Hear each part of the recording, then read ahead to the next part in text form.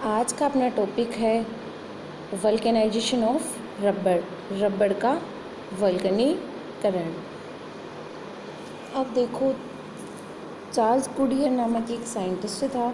उसने क्या किया कि रबड़ को एक दिन ऐसे ही अचानक गंधक के मिश्रण के साथ गर्म कर रहा था, तो उसने देखा कि रबड़ के गुणों में आश्चर्यजनक परिवर्तन हुए। उन परिवर्तनों की वजह से ही रबड़ को सल्फर के साथ गर्म करने की प्रोसेस को ही वल्केनाइजेशन ऑफ रबड़ कहते हैं।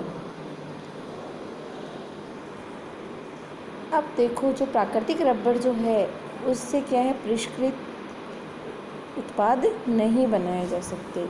रीजन क्या है कि एक तो जो प्राकृतिक रबड़ है उसकी इलास्टिसिटी यानी प्रत्यास्थता क्या होती है, कम होती है। दूसरी क्या होती है, तनन सामर्थ्य टेंसिल स्ट्रेंथ क्या होती है, कम होती है, जिसकी वजह से ये क्या होते हैं, कमज़ोर होते हैं। तीसरी जो इनकी कमी है वो क्या है कि इनकी जल अवशोषण की जो क्षमता है वो क्या होती है, ज़्यादा होती है। ये क्या होते हैं, ढीले चिपचिपे, और सर्दियों में क्या हो जाते हैं, या तो बहुत ज़्यादा हार्ड हो जाते हैं, हार्ड हो जाएंगे तो फिर क्या होंगे, टूट जाएंगे।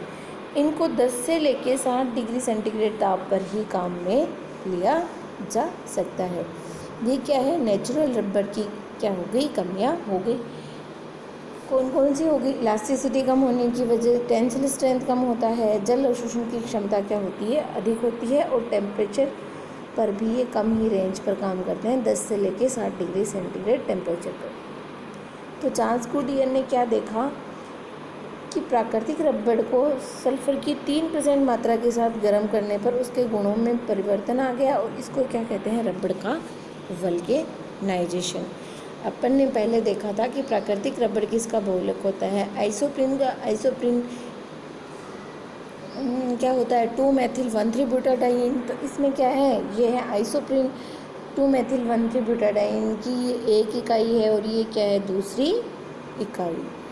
अब अपन क्या करेंगे कि सल्फ़र के साथ जैसे ही इसको गर्म करेंगे, कितने डिग्री सेंटीग्रेड टेम्परेचर पे, 100 से लेके 140 डिग्री सेंटीग्रेड पे, तो ये प्रोसेस क्या कहलाती है, वल्केनाइजेशन ऑफ रबड़। अब इसमें क्या होगा कि जो पॉलीआइसोप्रीन चेन में जो डबल डबल बॉन्ड है वहाँ क्या होगा, सल्फ़र क्या करेंगे, ये डबल बॉन्ड यहाँ रहा, एक डबल बॉन्ड यहाँ रहा, एक डबल बॉन्ड यहाँ है, एक डबल बॉन्ड यहाँ है, तो वहाँ क्या होगा, इस डबल बॉन्ड की जगह क्या आ जाएंगे, सल्फ़र सल्फ़र ग्रुप आपस में जुड़ जाएंगे। ठीक है, इस डबल बॉन्ड से इसके बीच क्या आ गया, सल्फ़र, यहाँ से इसके बीच सल्फ़र आ गया, यहाँ से इसके बीच सल्फ़र, और यहाँ भी सल्फ़र। तो क्या होता है कि पॉलीआइसोप्रीन के जो अणु हैं वो गंधक के साथ रिएक्शन करके क्या बना लेते हैं, क्रॉस ब्रिज बना लेंगे सल्फ़र के। और ये प्रोसेस है वो तब तक चलती रहती है जब तक कि सारे द्विबंध किस में कन्वर्ट नहीं हो जाएं, सिंगल बॉन्ड में। ठीक है, तो इसको क्या कहते हैं, वल्केनाइजेशन ऑफ रबड़ या रबड़ का वल्कनीकरण। ठीक है, होता क्या है, इसमें जो सारे डबल बॉन्ड थे उन डबल बॉन्ड की जगह क्या आ जाता है, सल्फ़र सल्फ़र बॉन्ड, और दो श्रृंखलाओं के बीच में क्या बन जाते हैं, क्रॉस बॉन्ड या तिर्यक बंध बन जाते हैं। जिससे क्या होगा, क्रॉस बॉन्ड बनने से क्या होगा कि इनकी जो इलास्टिसिटी और टेंसिल स्ट्रेंथ में क्या हो जाएगी, बढ़ोतरी हो जाएगी।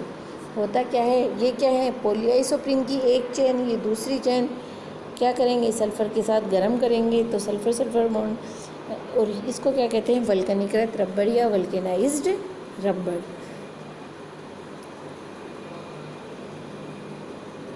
ठीक है, ये हो गया रबड़ का वल्कनीकरण। अब कि रबड़ के वल्कनीकरण होने से इसके गुणों में क्या क्या चेंजेस आ गए। सबसे पहला चेंजेस क्या है, इसकी जो तनन सामर्थ्य है वो क्या होती है, जो प्राकृतिक रबड़ है उससे भी क्या होती है, 10 गुना तक ज़्यादा हो जाती है। ठीक है, यानी जो प्राकृतिक रबड़ होता है उससे 10 गुना ज़्यादा हो जाती है। एक है इसकी इलास्टिसिटी जो होती है वो बहुत उत्तम किस्म की होती है। जब अपन बाहर से बल लगाएंगे और वापस उसको हटाएंगे तो वो पहले वाली आकृति में ही आ जाता है। दूसरा क्या होता है, जो प्राकृतिक रबड़ अपन ने देखा था कि कहाँ तक काम करता है, 10 से लेके 60 डिग्री सेंटीग्रेड तक काम करता है। ठीक है, पर जो ये वल्केनाइज्ड रबड़ है इसकी रेंज क्या होती है, 40 से लेके 100 डिग्री सेंटीग्रेड तक भी ये काम कर सकता है।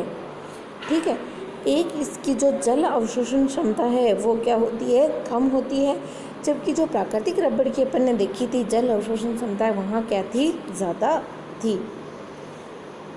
तथा इसका प्राकृतिक रबड़ की तुलना में ऑक्सीकरण क्या होता है, कम होता है, तथा ये कम ही घिसता है। प्राकृतिक रबड़ है वो इजीली घिस जाता है, जबकि ये वाला क्या है, इजीली घिसता नहीं है। ठीक है, क्रॉस बंध बनने से क्या होगा, श्रृंखलाएं एक दूसरे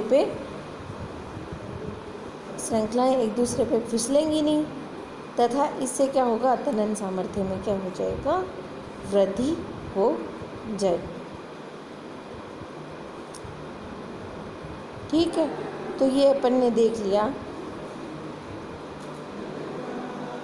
कि वल्केनाइज्ड रबड़ की प्रॉपर्टीज़ में क्या क्या चेंज हो जाता है।